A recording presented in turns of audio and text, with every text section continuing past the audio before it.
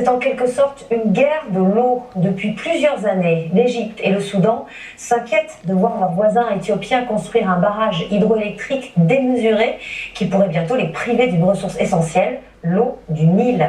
Alors que l'Éthiopie remplit abondamment son immense réservoir, ses voisins ont saisi l'ONU et menacent. On vous explique les enjeux de ce conflit dans Cartes sur table de Maryse Burgot. Le tumulte autour d'un ouvrage pharaonique, le grand barrage de la Renaissance en Éthiopie. Bientôt, la plus puissante construction hydroélectrique en Afrique, de quoi attiser la colère des pays voisins.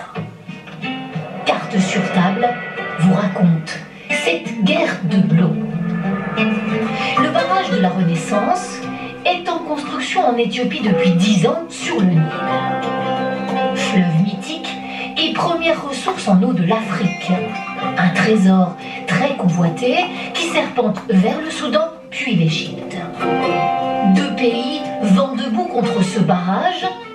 Ils ont peur de manquer d'eau avec cette construction en amont du fleuve. L'Égypte, par exemple, dépend du Nil à 97% pour ses besoins en eau douce, notamment pour l'agriculture. D'où, désormais, un face-à-face tendu entre ces deux géants démographiques, l'Égypte et l'Éthiopie. Le Caire accusant Addis Abeba de mettre les autres pays en danger de mort avec ce barrage. Cette situation affecte nos moyens d'existence. C'est une menace pour le peuple égyptien comme pour le peuple soudanais. Nous demandons aux Nations Unies de régler ce problème. 1,8 km de longueur, 145 mètres de hauteur, mais c'est surtout le réservoir en amont du barrage qui inquiète. Il est 2 fois plus grand que la métropole du Grand Paris.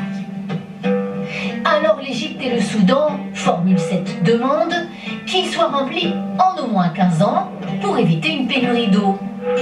Mais l'Éthiopie, dont les besoins énergétiques sont énormes, voudrait aller plus vite en 5 à 6 ans. Le Conseil de sécurité de l'ONU se réunit aujourd'hui pour tenter d'apaiser cette guerre du Nil.